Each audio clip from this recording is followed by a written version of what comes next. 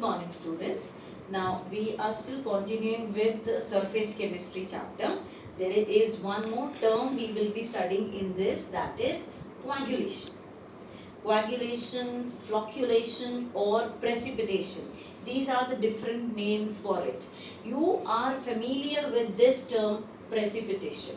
Precipitation means getting collected in the form of the precipitate. So basically how we will define coagulation? Coagulation is a process in which these small size particles get collected together and they form a precipitate. Okay, so precipitate we often talk about in the lab.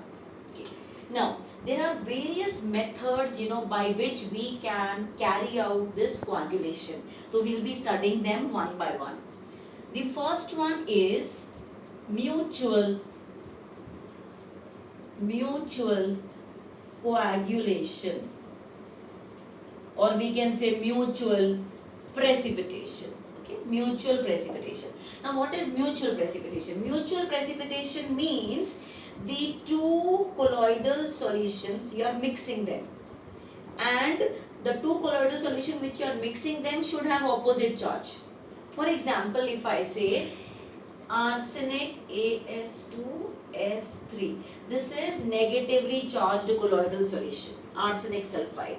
Okay, next one, ferric hydroxide. Ferric hydroxide is positively charged colloidal salt.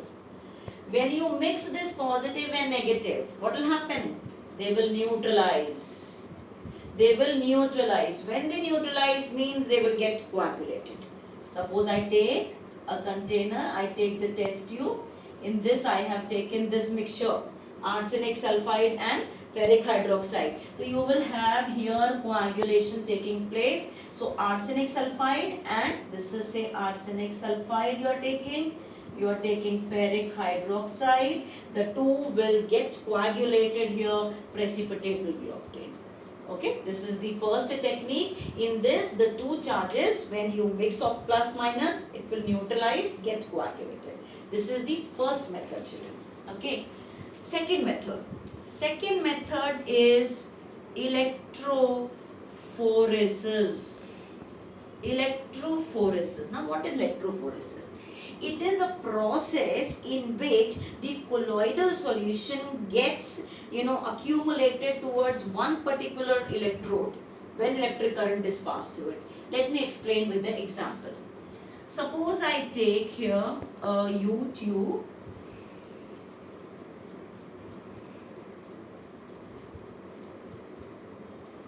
I take here a U tube. In this U tube, I have taken, say, let me take the same example here. Let me take this example of arsenic sulfide only here. I have taken arsenic sulfide. Arsenic sulfide, children, is yellow color. It's yellow color solution. So if I take originally, this is a colloidal solution which is having negative charge. We want to prove it is having negative charge. How we prove? So basically this method helps us in proving that colloidal solutions have charge. So this will be uniform throughout, yellow color solution. Now what we do is, we immerse electrodes in it. Okay, we will immerse electrodes in it. This is say positively charged electrode, this is negatively charged electrode, and this is cations move towards cathode. So this is cathode. Okay, this one is anode. Now what will happen is, this is negatively charged. After some time when electric current is passed, what will happen? This will start moving towards positively charged electrode. So what will happen? This is originally negative. When it is going here, it loses its charge. It loses its charge, gets accumulated here. So precipitation, or we can say coagulation, starts taking place in one particular corner. Okay, so what is electrophoresis? It is a process in which the colloidal particles, when subjected to electric field, start moving towards the oppositely charged electrode. If had it been positively charged colloidal solution, it will move towards negative. Okay, it will be the reverse. In the next, we will continue with the next one as dialysis. I think we can see here third one. Dialysis. Now what is dialysis, children? Dialysis is a process of separating the colloid from the crystalloid. You are separating colloid from crystalloid through diffusion. And how it is done? It is when passed through the animal membrane, parchment paper and so on. Let me tell you that. See, first thing, there are two terms I told you here. Crystalloid. We are talking about crystalloid.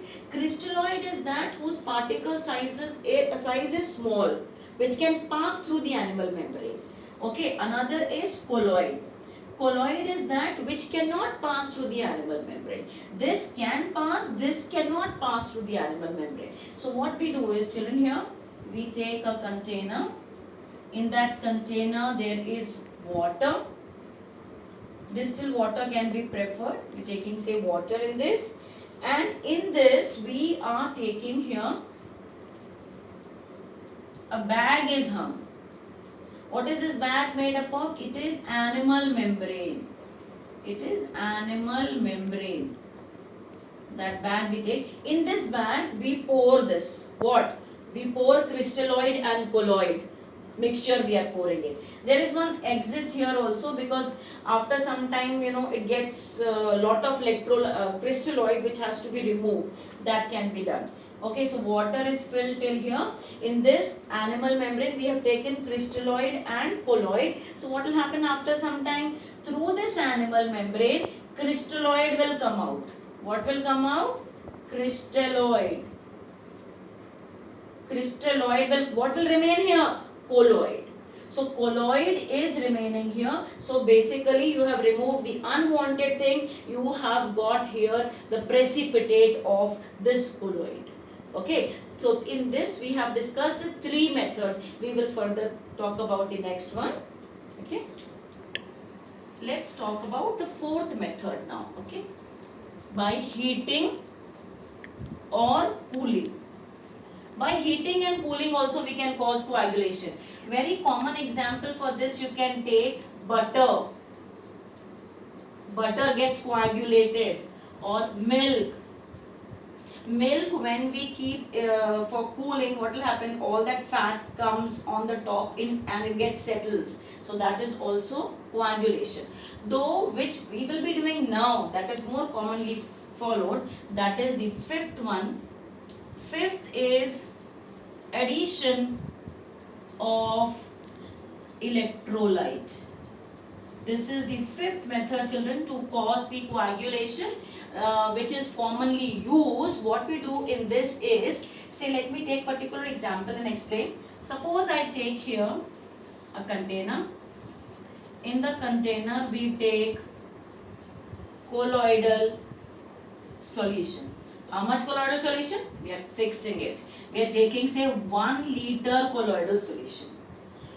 To coagulate 1 liter of the colloidal solution, how much millimoles? How much millimoles of electrolyte can cause the coagulation? We have to see, is called as the coagulation value, flocculation value. Let me repeat this part again. This we take standard 1 liter of colloidal solution. For coagulating 1 liter of the colloidal solution, how many millimoles of the electrolyte is required? Okay, is called as coagulation, or it is also called as flocculation value. Coagulation value or flocculation value.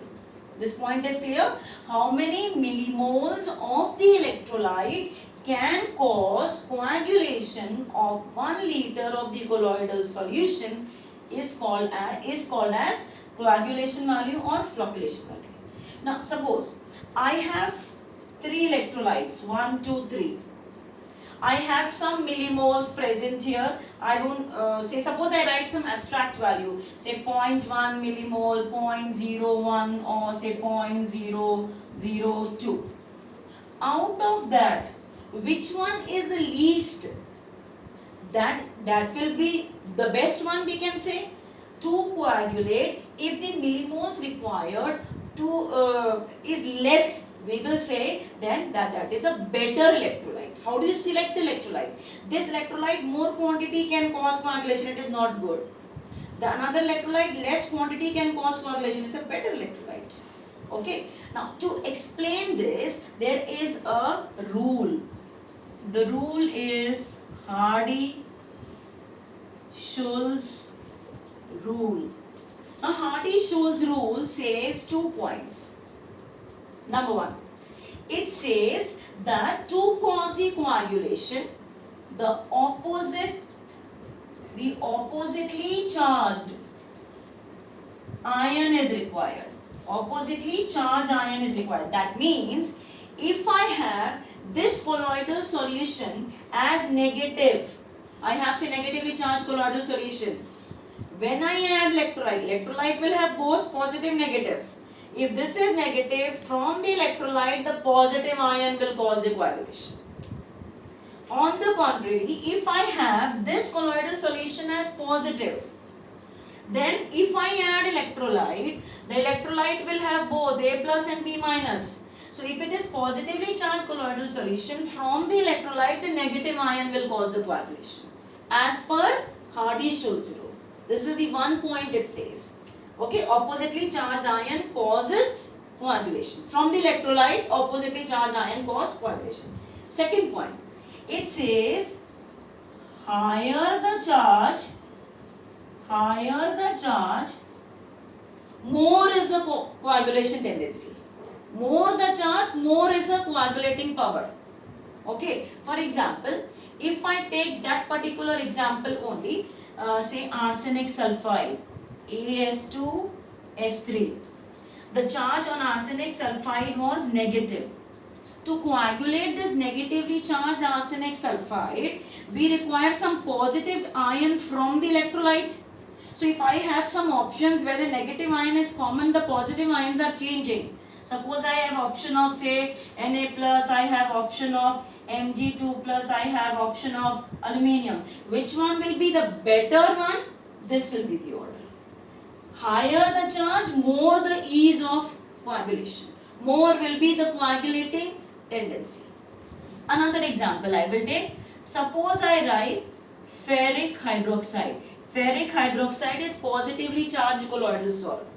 To cause the coagulation of this ferric hydroxide, what ion should be preferred? Negative ion. Negative ion. Suppose I have options of this. I have options of say chloride ion. I have option of sulfate ion. I have the option of another one with the negative charge, or let me take this one, ferrocyanide. Which one will be the best? This will be the order. More the negative, higher the charge, more is the ease of the coagulation. Is this point clear? So this is actually to be studied in detail. The addition of the electrolyte. What does this say? Addition of electrolyte. When you add electrolyte, first thing we studied the definition of coagulation value or flocculation value or precipitation value. How many millimoles of the electrolyte can cause coagulation of 1 liter of the colloidal solution is called as coagulation value. One thing we studied. Second thing we studied, Hardy-Schulze rule says that opposite charge from the electrolyte will cause the coagulation. Oppositely charged ion will cause the coagulation. And if you have number of the electrolytes with the number of the oppositely charged ions, which one? More the charge, more the coagulating tendency. Okay. Now next we will study. Now we will further continue with the next topic, protection of colloid. Children, we have studied 2 types of colloids, lyophilic colloid and lyophobic colloid. Lyophobic colloid. Okay, in this we said between phase and medium there is lot of affinity. No affinity here. We also discussed there that in lyophobic they can get coagulated easily. Why they can get coagulated easily? Between the dispersed phase and medium there is no affinity. So phase can leave the medium easily and go. coagulation can be caused easily. In this phase and medium, lot of affinity cannot get coagulated. Okay. Now, suppose I have a lyophobic colloid. We say lyophobic can get coagulated easily. I take here lyophobic colloid I have taken here. We say it can get coagulated easily.